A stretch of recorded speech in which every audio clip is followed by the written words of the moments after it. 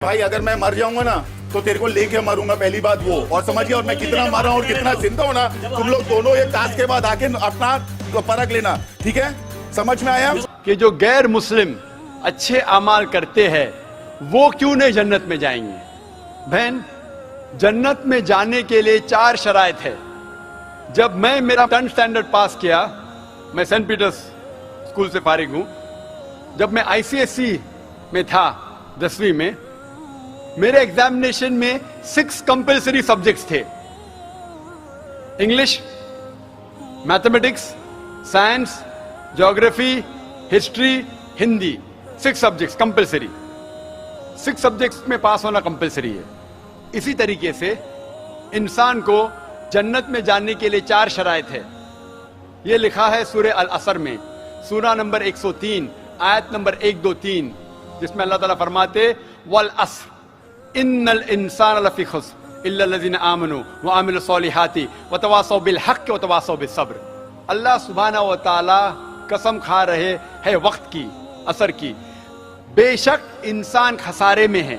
सिर्फ वो लोग जो 4 चीज में सफलता पाते हैं वो लोग खसारे में नहीं हैं। और ये 4 चीजें ईमान, अमल सॉलिहात व तवासौ बिल हक़्क़ व तवासौ बिस सब्र।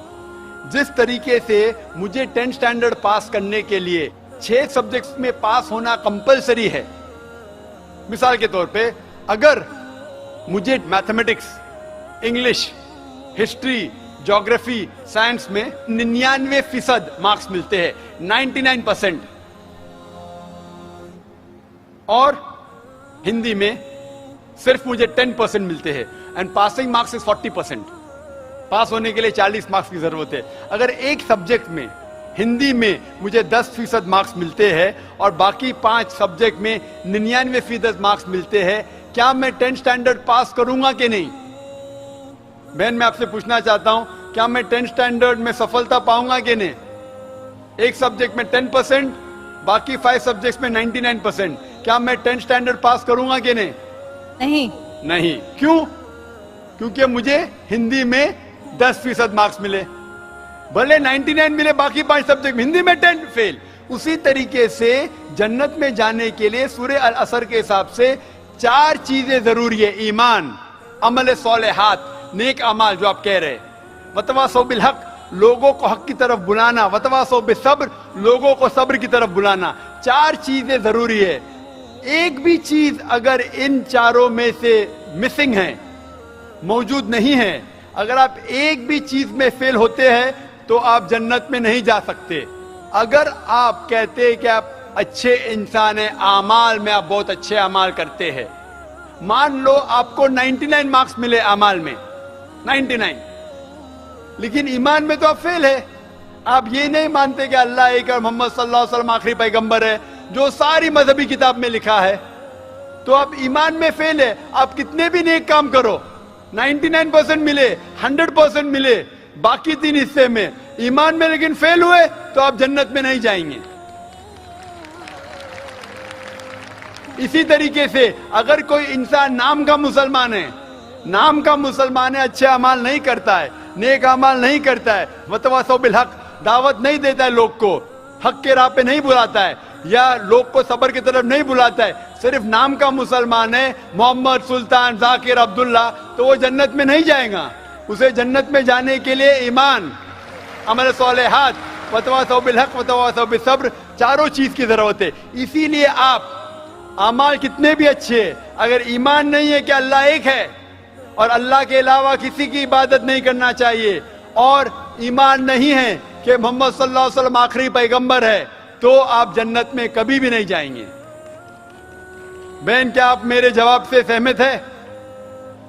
Yes. Thank you for clarifying the point. You're most welcome.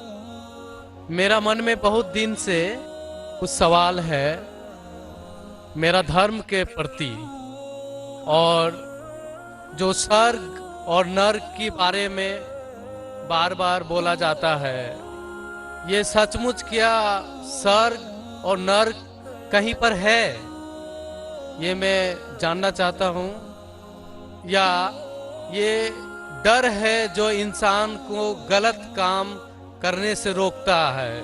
इसके बाद मूर्ति पूजा के कारण रामदेव बाबा जी बोलते हैं, श्री श्री रविशंकर भी बोलते हैं कि मूर्ति पूजा जैसे कि जो मूर्ति है, जो अपना कर्म किया है, पहले धर लीजिए कि हम लोग कृष्ण को मानते हैं, तो कृष्ण ने जितना कर्म किया है, अगर हम मूर्ति को देखते हैं तो उसको गुण जो है वो हमें याद आने लगता है। तो ये पॉजिटिव बोलते हैं कि मूर्ति को देखने से उसके अंदर में जो अच्छाई गुण था वो हम में जाग जाता है और हम वैसा ही बनना चाहते हैं, अच्छा बनना चाहते हैं। भाई साहब ने 2 सवाल पूछा है। पहले सवाल ये है कि क्या स्वर्ग और नरक असली में है, क्या सिर्फ डर पैदा करने के लिए इंसानों के लिए है? स्वर्ग और नरक असली है, जन्नत और जहन्नम असली है, और असली चीज भी डर पैदा करती है। जरूरी नहीं कि वो बनावटी होना चाहिए, असली है। और इसमें जो लोग गलत करेंगे वो नरक में जाएंगे, जो अच्छा काम करेंगे स्वर्ग में जाएंगे। जहां तक कि दूसरा सवाल है कि रामदेव बाबा और श्री श्री रविशंकर कहते हैं कि श्री कृष्ण को जब उसकी तस्वीर को देखते हैं, मूर्ति को देखते हैं, जो अच्छे काम किए वो याद आते हैं और आप उनके जैसा बन जाते हैं। ये कह रहे श्री श्री रविशंकर और रामदेव बाबा। आप श्री श्री रविशंकर में मानेंगे या वेद में मानेंगे? वेद कहती है, यजुर्वेद चैप्टर नंबर 32 वर्ष नंबर 3, न तस्त्र प्रतिमा अस्ति, उस ईश्वर की प्रतिमा नहीं।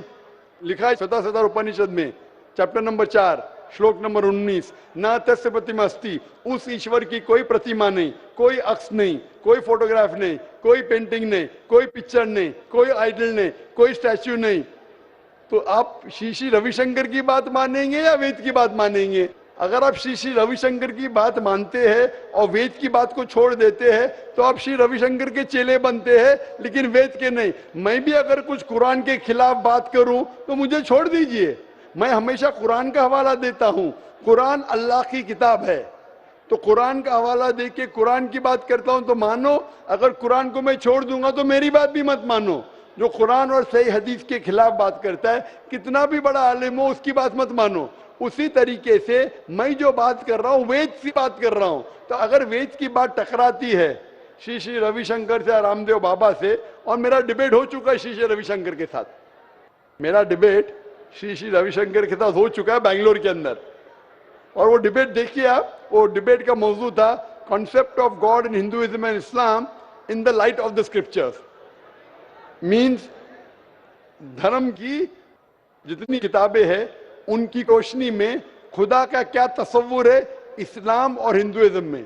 और मैंने इतने हवाले दिया वेद के, हिंदू धर्म क्या कहता है। आप वो डिबेट देखिए और आप ही फैसला कीजिए कौन हक के ऊपर है।